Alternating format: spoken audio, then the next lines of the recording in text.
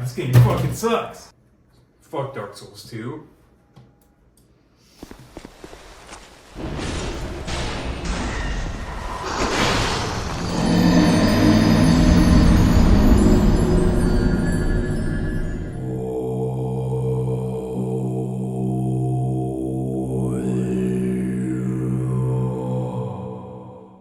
So before we get into the actual video, let me give you my history of Dark Souls 2 hating.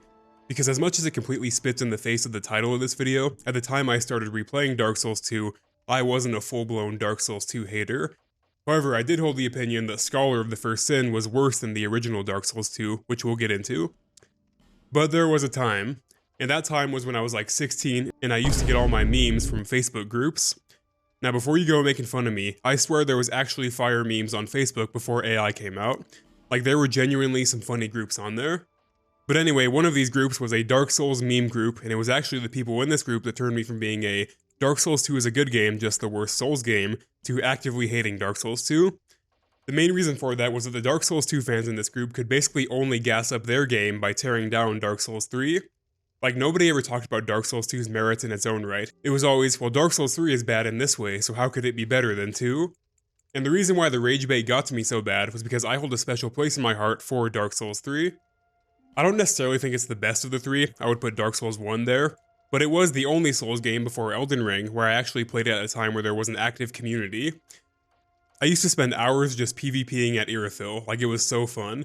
So seeing people constantly tear down this game that I loved to lift up a game that I thought was alright turned me against Dark Souls 2.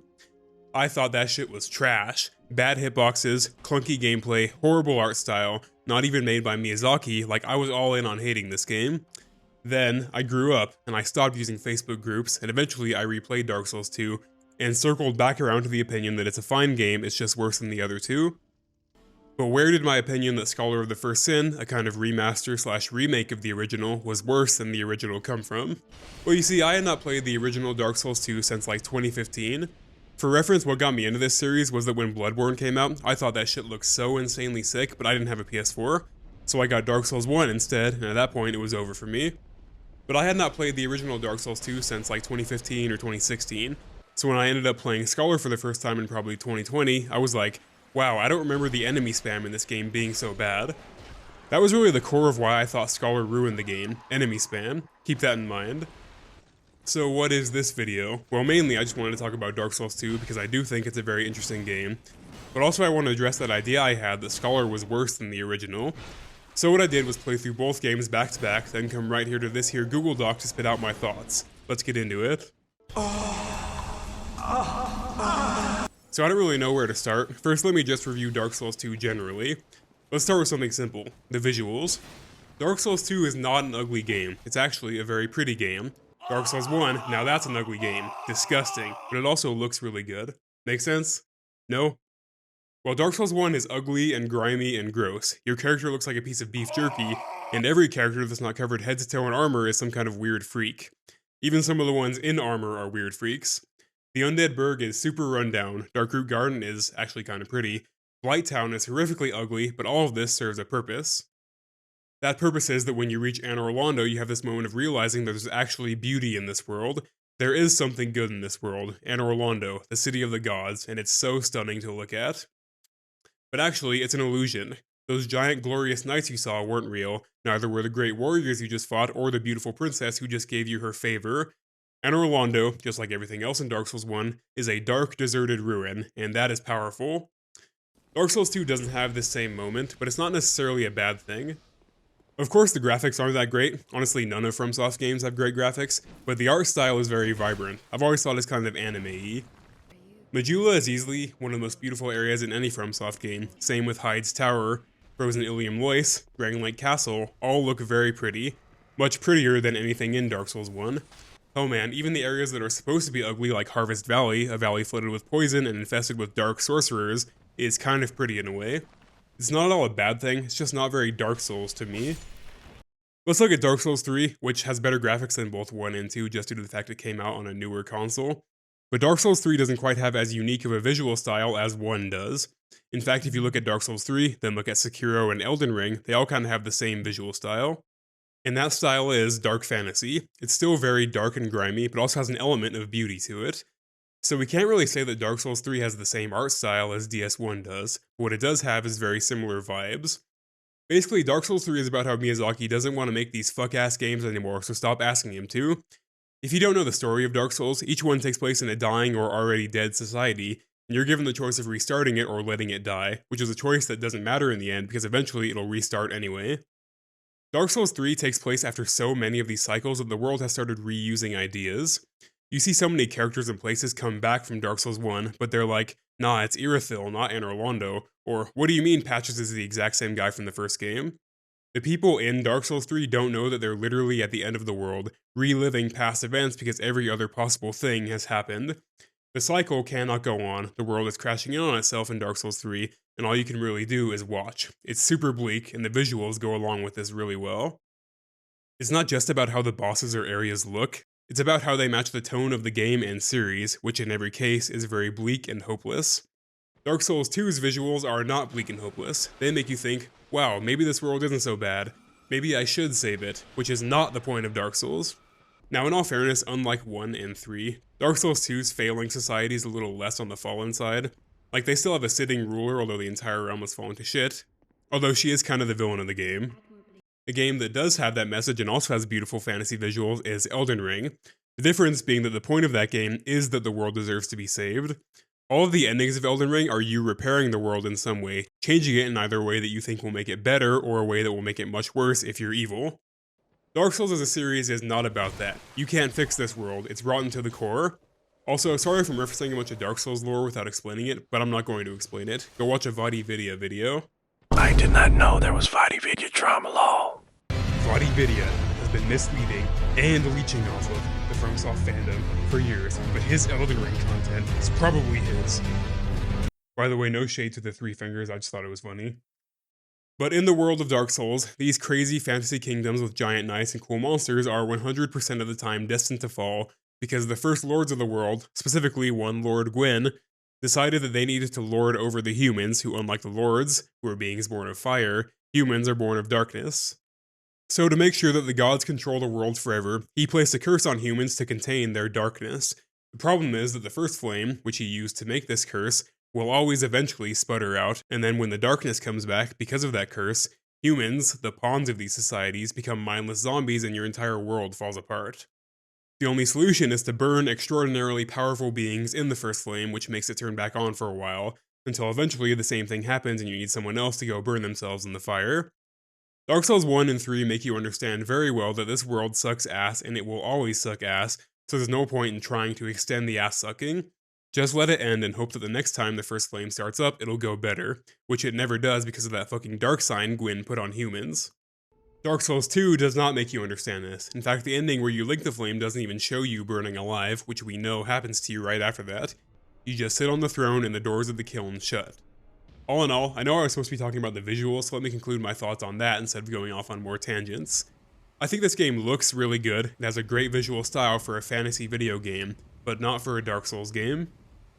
Alright, now on to just general gameplay. I really don't think this should be controversial, but Dark Souls 3 easily has the best gameplay of any of the Souls games.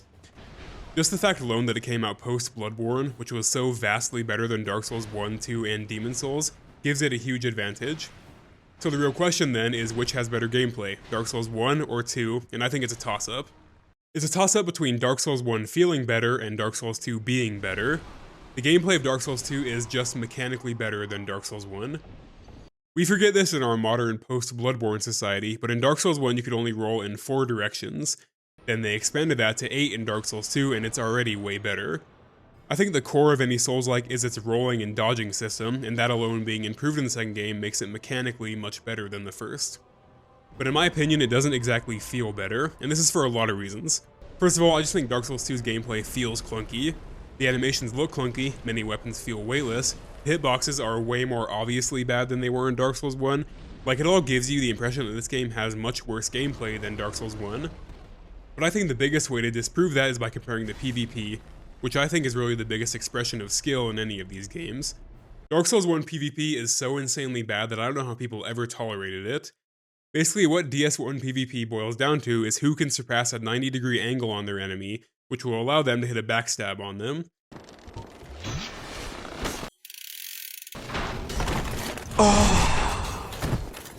Like, the amount of times you'll get bullshitted by the backstabs in DS1 PvP is insane, and I think playing against other people really shows the flaws of that game's combat system in a way that the base game didn't, because most enemies aren't out there backstabbing you. So yes, I think on a core mechanical level, Dark Souls 2 is better than 1, but I also think they made some changes to the second game that are definitely not better.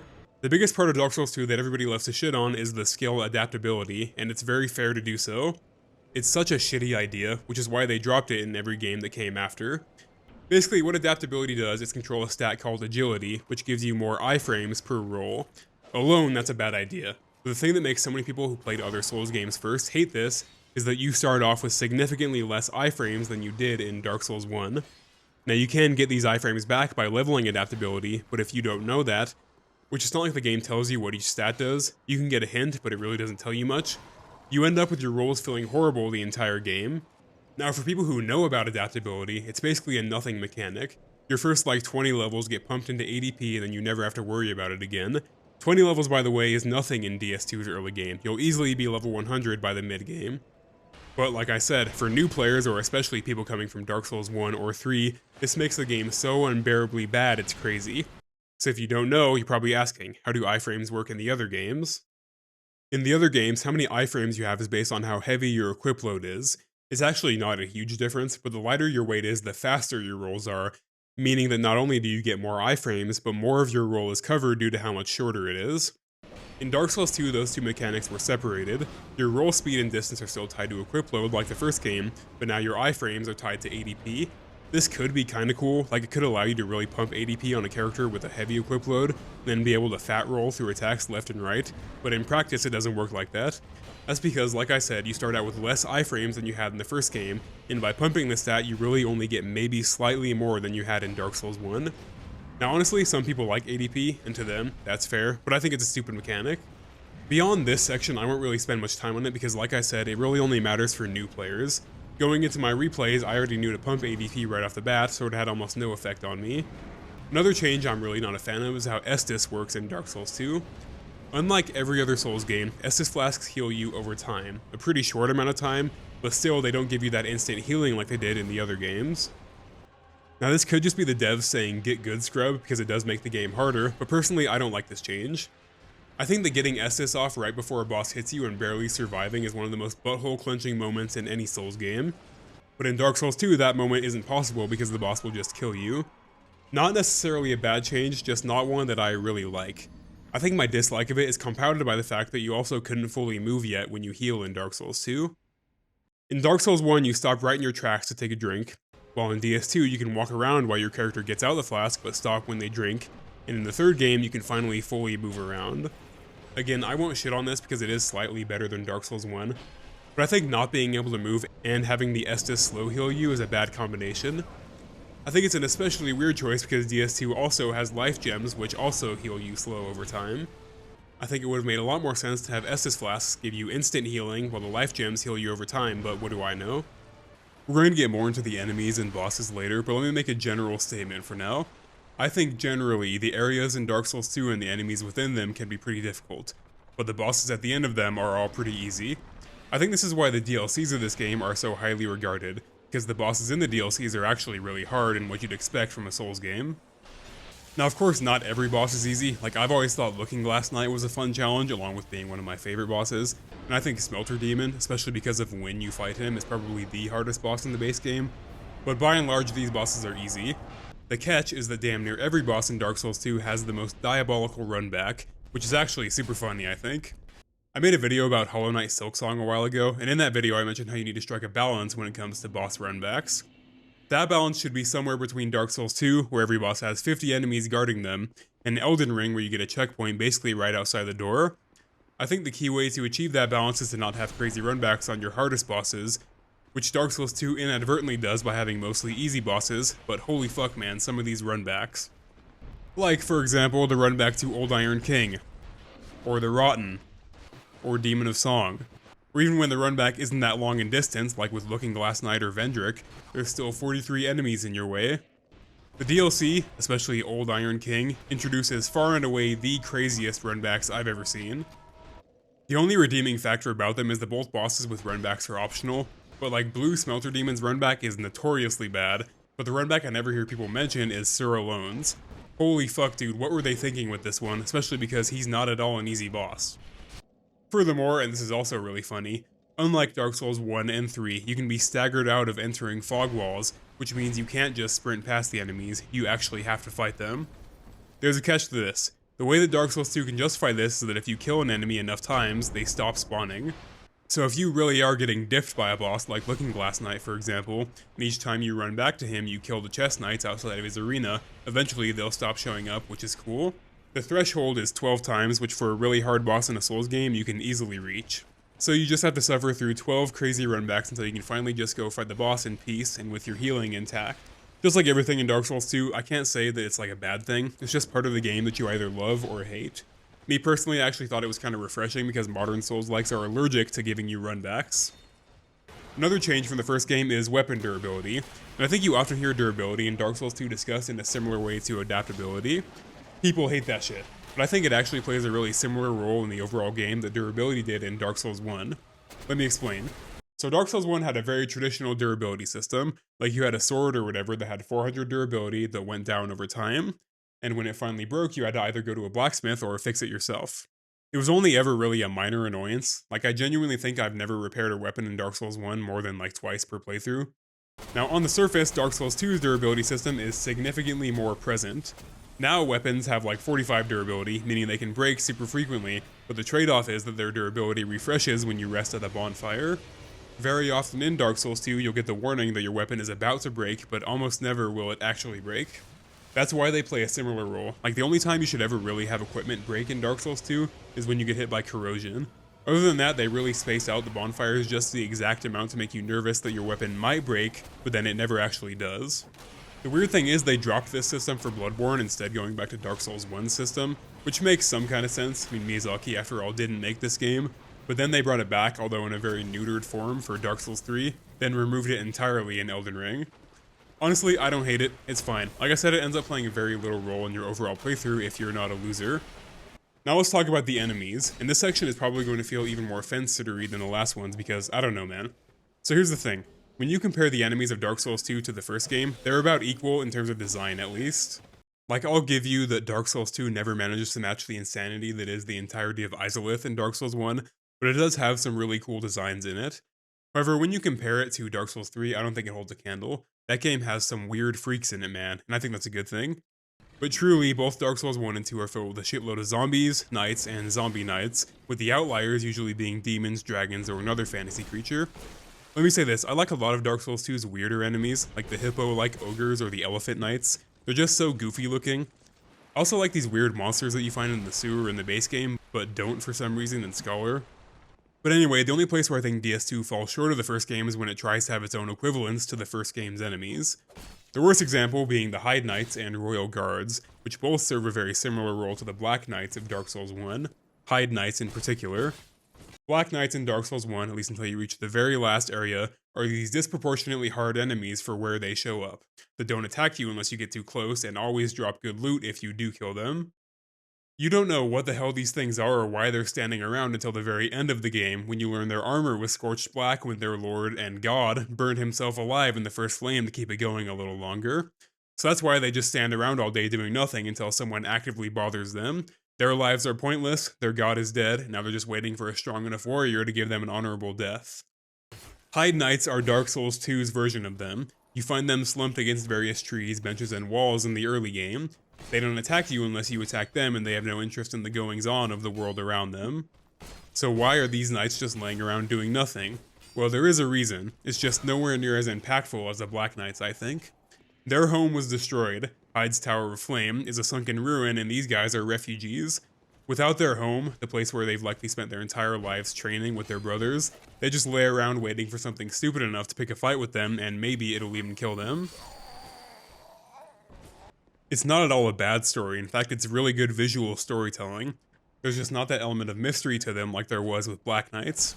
Hyde's Tower is one of the first areas you're supposed to visit, so you learn pretty early on what's going on with these guys.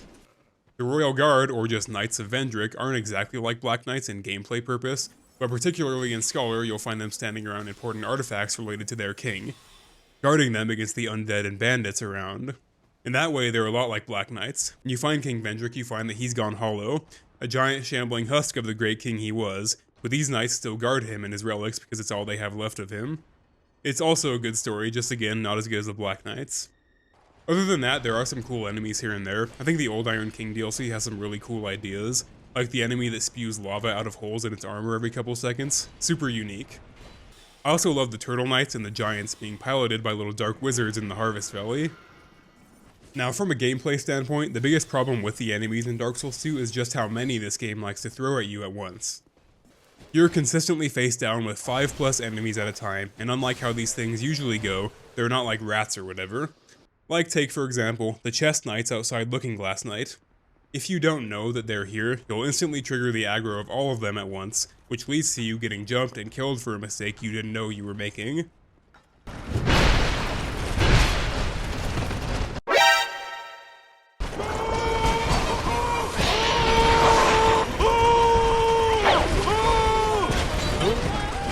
Likewise, areas like Shrine of Amana will have you face down multiple melee Archdrake clerics and casters at the same time, like 3 of each.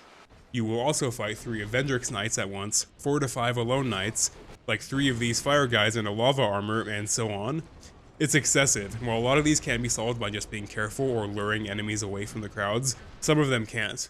Sometimes you just have to fight 4 enemies at once, which can be a fun challenge every once in a while, but it's not every once in a while in Dark Souls 2. It feels cheap to die to a crowd of enemies, whereas it doesn't to die to one really strong enemy, you know? Dark Souls 2 also just doesn't feel like it was designed for you to fight 5 enemies at once. Like, it's a slow game.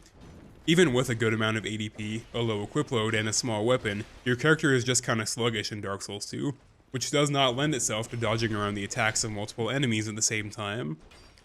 The craziest part about the enemy spam is that Scholar doesn't even attempt to fix it, like it even makes it worse at some points.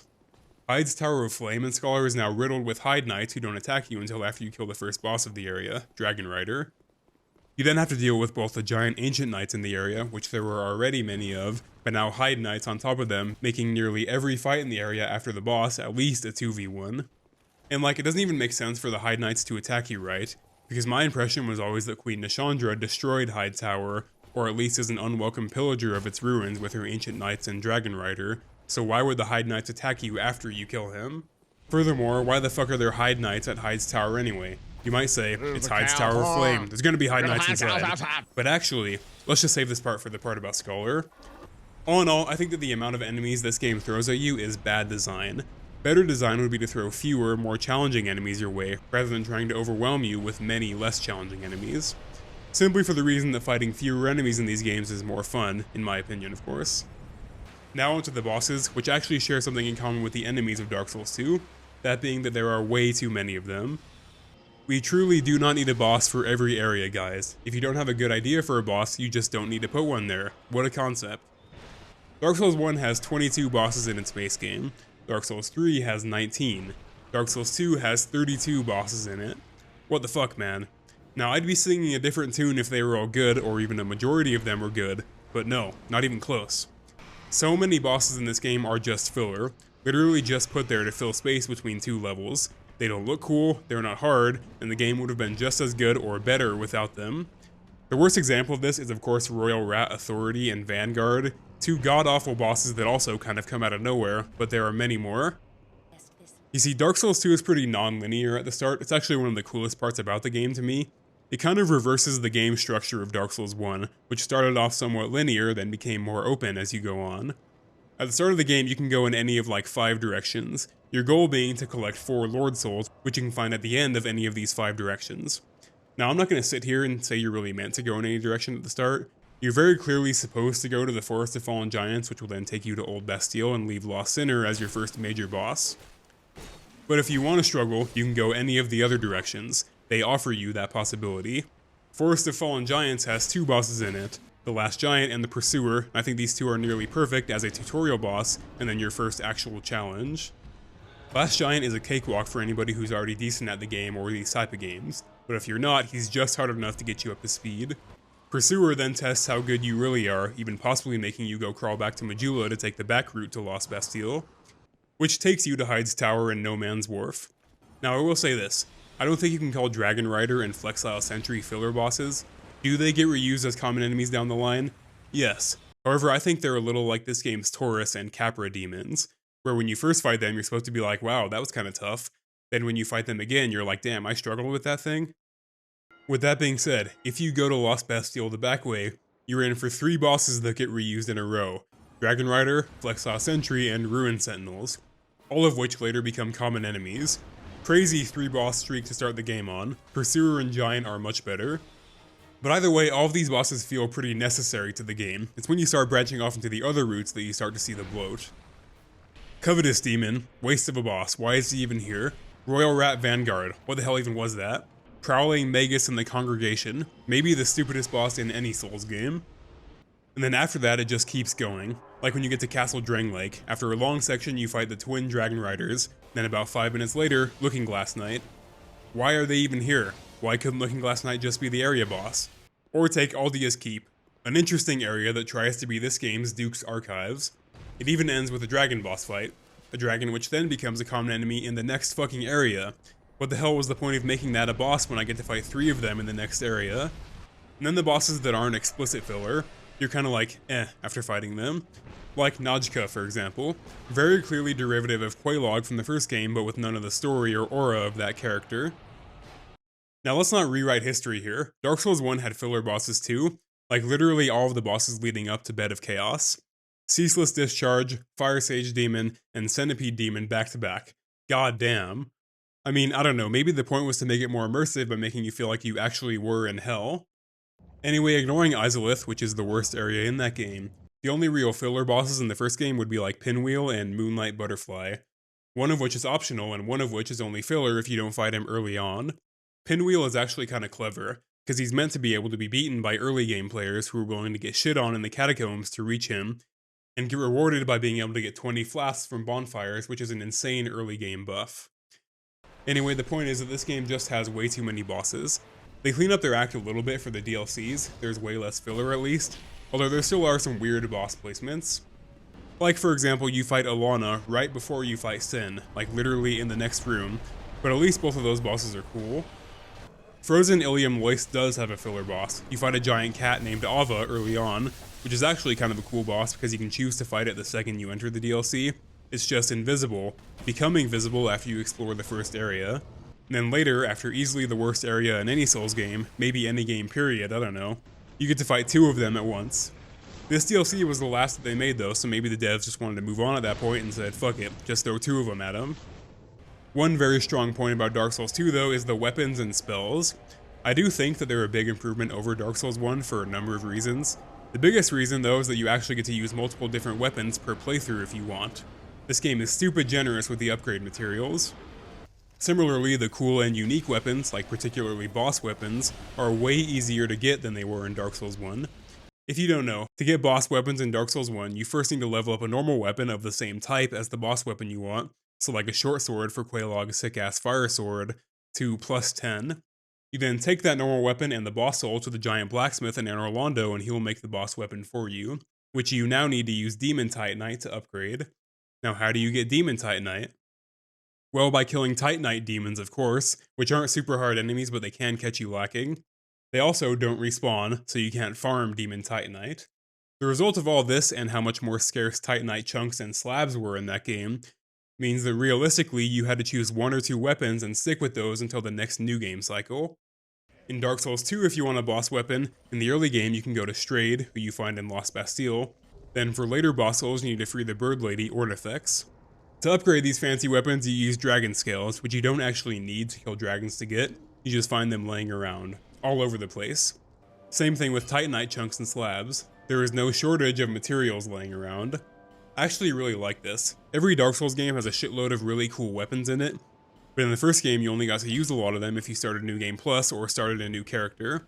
And even then, a big thing that DS2 adds is the ability to respec your character, which I also really love. They didn't fully commit yet, you can't change your character's appearance freely yet, but you can switch their gender, which is kinda cool I guess. The way you do it is funny too, there's just a coffin and things betwixt the gender swaps you. I love all this.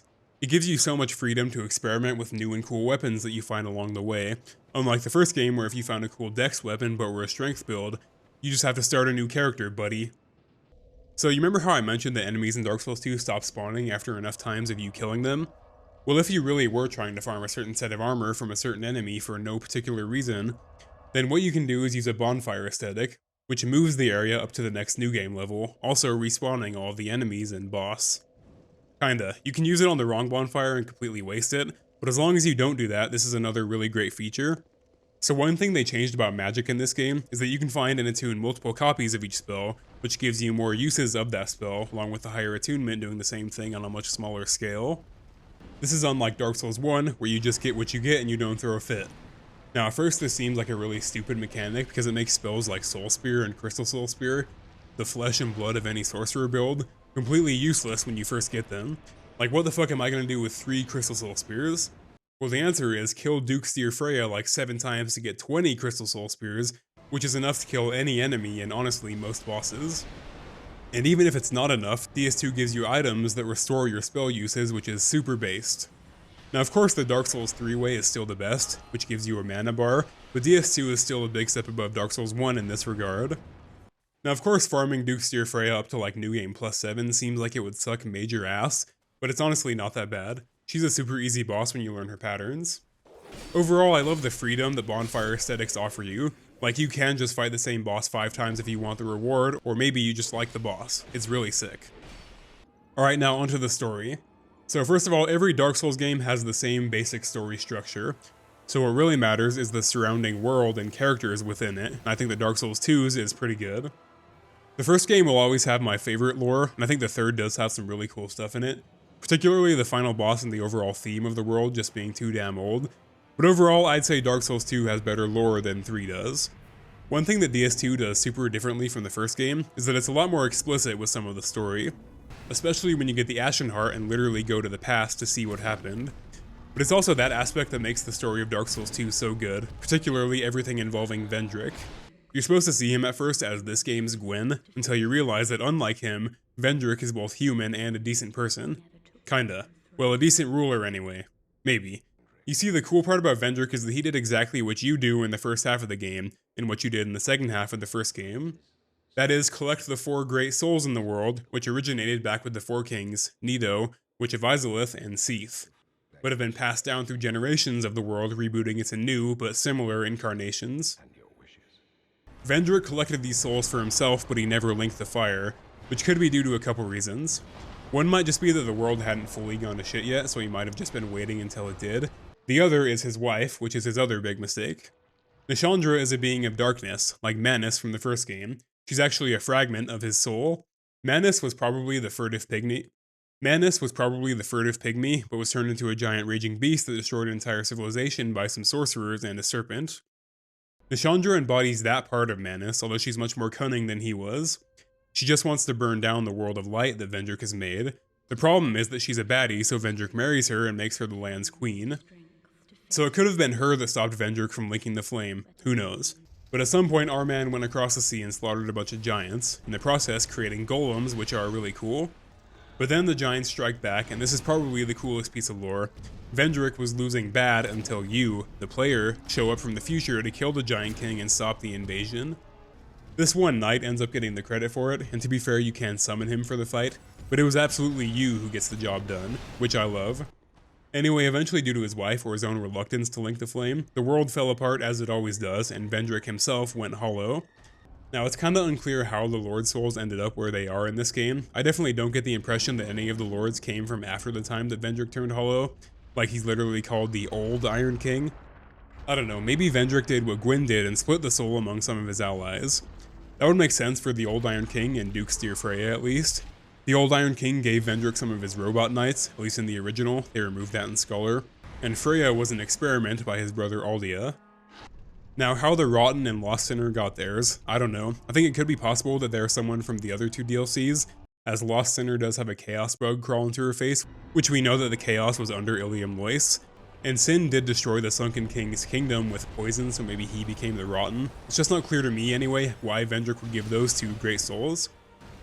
But that's where you come in, to collect the Lord Souls again and arrive at the kiln of the First Flame, where Nashandra ambushes you in an attempt to take the fate of the world into her own hands.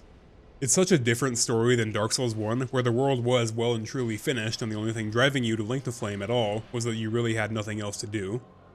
The NPCs in this game are also really good, although neither this game or the third one match the NPCs from Dark Souls 1. Honestly, it's a toss-up for me on whether the Emerald Herald or Firekeeper is better. I could go either way, but the addition of a level up girl definitely plays into Dark Souls 2's different tone, and does serve to guide you and give you some stakes as you go through the story. Benhart is a decent NPC, but he's nowhere near Solaire in terms of how endearing he is to me. I do think it's funny that his sword is fake though. Andre is pretty top tier as a blacksmith, which is why they reused him in the third game, but I do like this guy. He loves to act all uncaring and distant, but then when you show up after a while of not seeing him, he's like, I knew you'd be back. The cat is also pretty peak. I actually like her better than the cat in Dark Souls 1. That cat was an asshole. The miscellaneous random NPCs in this game are also really fun, like Ladderman Gilligan or the armor merchant that gets richer and richer the more you buy from him, and eventually switches up on you. Of course, not all of them are hitters, like I couldn't care less about the map guy or the old lady merchant. And truth be told, and this might be controversial, I really don't care about the girl who lets you dress her. Like, I've just given her a lone knight armor multiple times now because it's just what I had on hand and I wanted her out of my way. A big miss in the NPC department, I think, is the lack of scrolls, which in both other games you had to take to a relevant miracle or sorcery teacher who would then teach you new scrolls.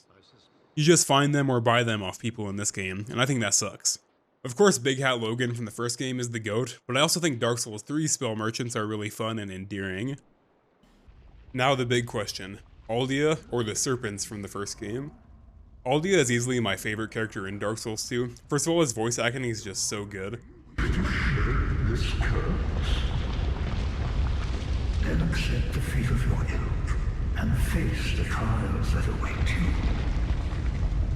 Unless you have already joined the crestfallen. First of all, his voice acting is just so good. Like the layered voices over one another, especially when you can hear the female voice vaguely on certain lines. Life is beautiful. It inherits us to the point of obsession. Some are treated hopeless. One man lost his own body, but lingered on overhead. Others chase the chance of Like, it's just so good, only backed up by how sick his speeches are.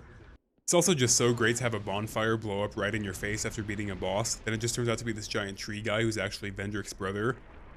But anyway, Aldia is kind of like the opposite force of the Emerald Herald. She tells you to link the fire and keep the world going, while he tells you that the truth of this world is that it sucks ass, and it also doesn't matter if you link the fire or not.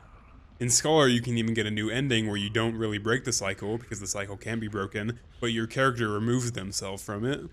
If you gather all 3 crowns, your character is now immune from the undead curse, and in possession of all 4 Lord Souls, so you could really build up the society of your dreams and try to break the cycle. Of course, we know you don't do that last thing, but who knows, your guy might have made a golden utopia that stood for eons until his scheming advisors conspired to kill him and cause the cycle to restart. Who the fuck knows? Dark Souls 2 takes place an unimaginable amount of time after the second one. However, is he better than Frampt and Kath? Well, first of all, the idea that those fucking serpents are either just the same being, or it's a 2-ended serpent thing where one head tries to get you to link the fire and the other tries to get you to bring the dark, is such a cool idea. They're kind of like the whole, one of us tells lies, one tells the truth thing. Now, that's not confirmed, but it's pretty likely to be true as you never see the end of either serpent. They always just go off in the darkness.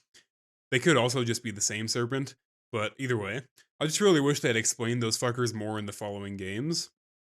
Like, what was their point? What was their goal? Was it literally just order and chaos? Do they just like messing with humans? Why did feeding Frampt certain Titanite turn to different colors? We'll never know, but the mystery of the 2 serpents is really, really cool. But I'll give this one to Aldia as he is literally my favorite part of Dark Souls 2.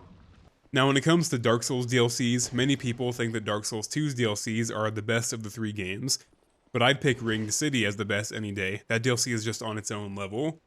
Then I'd say it's a toss-up between Old Iron King, Ivory King, and Ulysseal from the first game.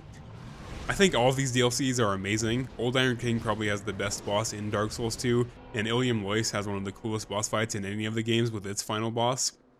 but I think that the actual areas in those two DLCs are much weaker than Elysial from the first game's DLC, along with that one generally having better bosses. I'll give you that Sanctuary Guardian is a pretty mid-boss, but Artorias, Calamite, and Manus are three of the best bosses in Dark Souls 1. Plus, the DLC introduces some new amazing NPCs like Hawkeye Goff, who's one of my favorites. But that being said, Fume Knight is an insanely good boss. Sir alone is good too, but the runback to him is such a shitter that it kinda takes him down a peg for me. I think Ava and then Ava times 2 are pretty mid as bosses, but the Old Ivory King himself is such a cool set piece. Like, you get to go gather your own group of knights to fight his knights until the king himself appears, all of this taking place in this giant hellish arena. It's great. However, besides Ilium Lois being very pretty, I don't think either DLC gets close to how impactful and cool it is to go through Darkroot Garden in its peak, and then later go into the actual Abyss. Also keep in mind that Elysial had 4 new and unique bosses, while Iron King had 2 and a reused Smelter Demon, and then Lois had 2, reusing the same boss twice. So I'm sorry Dark Souls 2 fans, but I'm giving the number 2 spot to Dark Souls 1's DLC. After that, there's no question. All of Dark Souls 2's DLCs are way better than Painted World of Ariandel. To be fair, that DLC isn't horrible, and it does have a really sick final boss, but it's super short and the other boss it has besides Sister Fried is garbage. Now I do think Sister Fried might be a little better than Fume Knight as a boss, but overall the DLC itself is super mid. My personal ranking of Dark Souls 2's DLCs is Iron King, Ivory King, and Sunken King. I don't think Sunken King is bad, I just think mainly the area it takes place in is extremely uninteresting, and the enemies, besides the bosses, are also very boring. The only memorable enemy are the weird tadpole things you find in the lake, but they're really only memorable for how fucking tough they are. I think they're meant to be a callback to the weird dinosaurs in Dark Souls 1, which are still to this day one of the weirdest and worst enemies in Dark Souls, but the tadpoles are way better than those things. I do think that Alana and Sin are cool bosses, but among Dark Souls dragon fights, Sin is probably number 3. Calamite and Midir are unmatched, but he's definitely better than the fucking Ancient Wyvern or whatever the hell from Dark Souls 3, and also leagues above the Ancient Dragon in this game. I'd also say he's better than the Nameless King's Dragon phase, but that one's kind of a fake out anyway. All in all though, I agree with the sentiment that Dark Souls 2's DLCs are very good. Particularly, the bosses are a huge step above the base game in terms of both mechanics and difficulty. Of course, if you've played Elden Ring's DLC or even the base game, you'll be like, what the hell, these bosses are trash, they don't move at the speed of light and have crazy anime finisher attacks. But just remember bro, it was a different time. DS2 didn't even have that. By the way, not shitting on Elden Ring, love that game. Alright, so the final section, and the actual point of the video if you believe what I said in the beginning, which is your mistake because you should never believe anything I say. But anyway, it's time to discuss Scholar versus the original, and I definitely have some thoughts about it. To sum up my thoughts on Scholar, it's great as a reimagining of Dark Souls 2 for people who've already played the original. For new players, I think it's a worse experience. Let me get into some examples. But first with the stipulation that like 90% of the changes Scholar makes really don't have a huge impact. And if you haven't memorized the game, you probably won't even notice them. Like a lot of items are switched around, NPCs are in slightly different locations, and there's some minor changes, but there are also some big ones. One of the most noticeable changes for returning players will be the Pursuer. So in the original, Pursuer is obviously one of the bosses in Forest of Fallen Giants. However, he ambushes you about 5 minutes into that level as well, and you're kinda meant to die to him here. You're kinda supposed to be like, what the fuck just happened to me, who was that? And then later realize that it was the area boss ambushing you while you were too weak to fight it. However, if you kill Pursuer in that first encounter, then he no longer shows up as a boss, and that's the last you ever see of him. In Scholar, this man assaults you throughout the entire first few hours of the game. In addition to the original encounter, he now attacks you like 3 times in Lost Bastille, and worst of all, this transphobic motherfucker also attacks you if you try to visit the gender change coffin. This is an amazing change. I fucking love what they did with Pursuer and Scholar, but it's only a good change for people who've played the original. It's like a twist almost, where you probably beat him on the first surprise attack and are like, haha, fuck you, Pursuer, only for him to surprise attack you like 3 more times. It's hilarious and I love it as a returning player, but I don't think a new player would understand this. They'd probably just be like, why the hell does this guy keep showing up? Like, I don't think it's a bad mechanic for new players because generally if you beat him once, you can do it more, but I just think it has no impact for new players. But you don't always have to cater to new players, so whatever. The next change I actively hate. Like, seriously, why would they do this? So you know that compelling story I told earlier about the Hyde Knights who lost their home and now lay around wishing for death? Well, Scholar removes them from their normal locations and puts a bunch of them back in Hyde Tower, and I already went through the rest. They attack you after you beat Dragon Rider. The gameplay purpose of this is pretty obvious. Them along with the dragon added to the area, presumably the dragon that he was riding, I don't know. Anyway, the point is to stagger the two bosses of the area, Dragon Rider and old Dragon Slayer, who's just Ornstein from the first game. I don't disagree with the change because in every original Dark Souls 2 playthrough, I just beat both back to back and never come back to Hyde's Tower. But I don't like the fact that they changed the Hyde Knights so much to achieve this. Complete aura loss, man, I swear. They did a similar thing with invasions in Scholar as they did with Pursuer, which is throw them everywhere. I think on one hand this is cool because it kinda can supplement the experience of playing online at the game's peak, but I'm honestly just not a huge fan of NPC invaders in these games. Like, to me, the fun part about PvP is the idea that I actually just beat somebody else, and they're probably punching the air right now at how hard I diffed them. You just don't get that with NPC invaders. I say this with the stipulation that some of them, especially the ones in the DLCs, are absolutely devious. But anyway, all in all, I think most of the changes that Scholar makes fall into that category of being cool new additions for returning players, but bad for new players. They also kind of make some aspects of the game worse, especially from an enemy reuse standpoint. Like, for example, getting rid of the weird sewer monsters in Sinner's Rise in favor of another Flexile Sentry, putting a random Executioner's Chariot in Drangleic Castle, and the slew of Dragon Riders that they added to various areas. I don't know, it kind of feels like a mod made by someone who wasn't FromSoft to me, like they just changed shit for the sake of changing it. But you have to play Scholar these days because that's where the only active players are and that's the only way to get the cool secret ending. Way back at the start of the video, I mentioned that I had the conception that Scholar made the enemy spam situation worse in Dark Souls 2, and while it definitely didn't make it better, it also removes it sometimes, so we end up in pretty much the exact same spot. Like, for example, the weird Executioner's Chariot just chilling in Drangleic was put there as a replacement for a bunch of Alone Knights, which also has some negative lore implications, but whatever. All in all, both games have the same problem of spamming you with too many enemies, but I can't really say that one does it worse or better than the other.